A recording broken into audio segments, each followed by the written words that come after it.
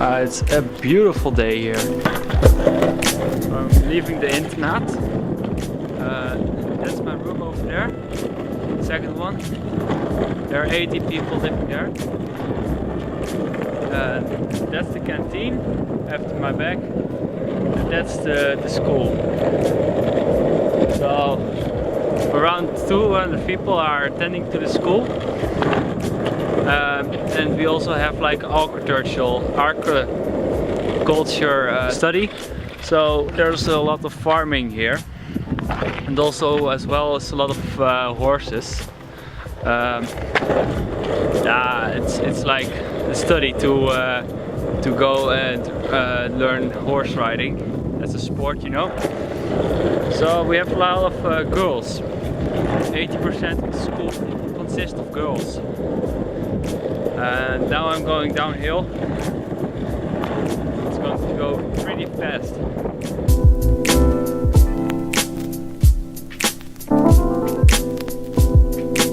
This is so beautiful, guys. Unbelievable. Very beautiful and uplifting. So I'll be listening to something and I'll like cry and smile at the same time. And it's just so beautiful and intense. Hello there guys, it's me Floris.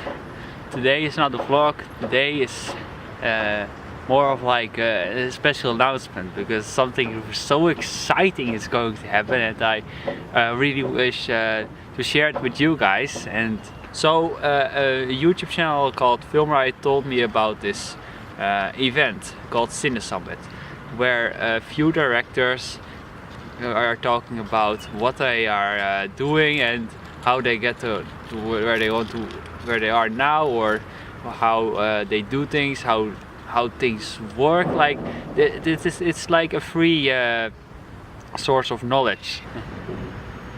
So one of those directors,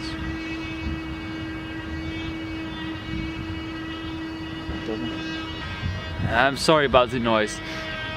So one of those directors was Blake Farber, and he got invited to an interview, and I cannot deal with the noise. I think I'm going to move the interview.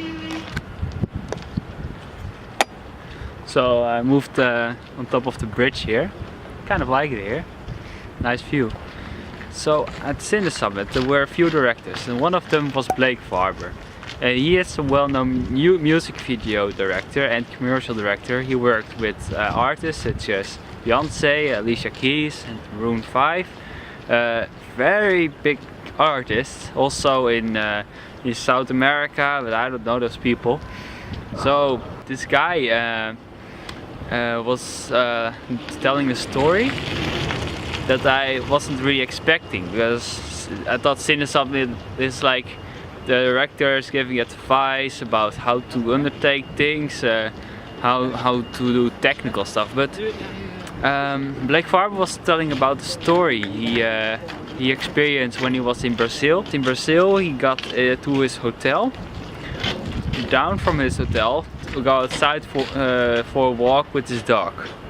So he was in the elevator, and some guys was waiting for him when he came outside of the elevator, and they somehow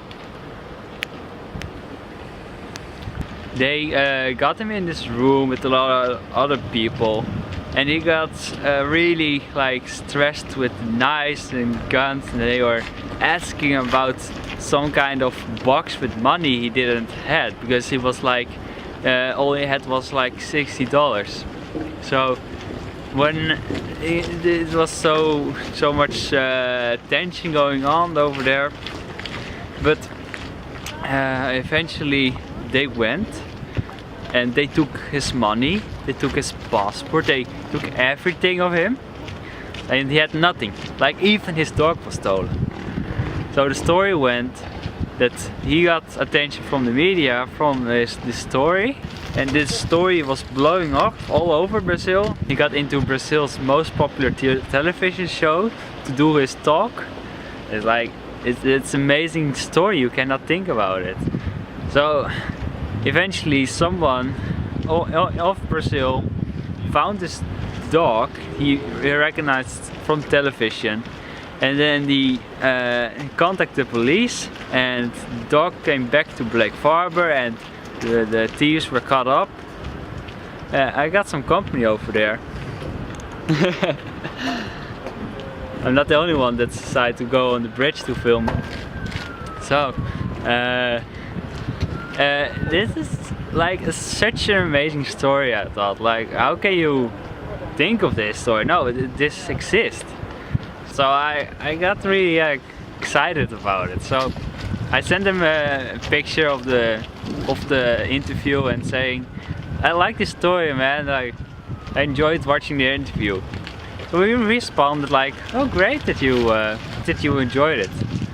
So later he checked my Instagram and he saw I live in Norway, and he said like, I would always like to visit Norway. So we were kind of discussing of ways to get this done, like, and he said, well, we could maybe figure something out with the school you're going and do a lecture or something. Like, oh my god, that's a great idea. Like, I got to tell this to my teacher about it. Maybe he can come over. And so I talked to my teacher, and she was so optimistic. And she talked to the principal, and she was also optimistic. So we eventually booked a ticket for him, because he is currently somewhere else in Europe. He is coming to our little school with only 200 people. Someone that kind of status, reputation, is going to give a lecture, and great thing, like, this is going to be a really good meet and greet with him. So that's going to be like very beneficial for me, because I see what he's doing, and he's doing amazing things, going from country to country every week to go for a shoot, for a commercial, music video, get to meet celebrities. It's all kind of amazing work. So like, if I can just hang out with him, that's amazing. And I think that we're going to have a great time, because the school planned like a trip for us. Me and him are going on a trip to Stavanger and see those beautiful nature sculptures. One of them is called Preekstoelen. This is what it looks like. I give a description for where I got it. It's an amazing opportunity to see it. I never been there. Like, hey, he wanted to see Norway, I will show him Norway. So we planned that, and like this whole thing is going to happen because we actually booked the ticket. This is crazy, man. Like, I just needed to send him a message on Instagram to get in touch with him. It's amazing what social media can do for anyone. So conclusion. If you have any ideas to me doing with him, or some kind of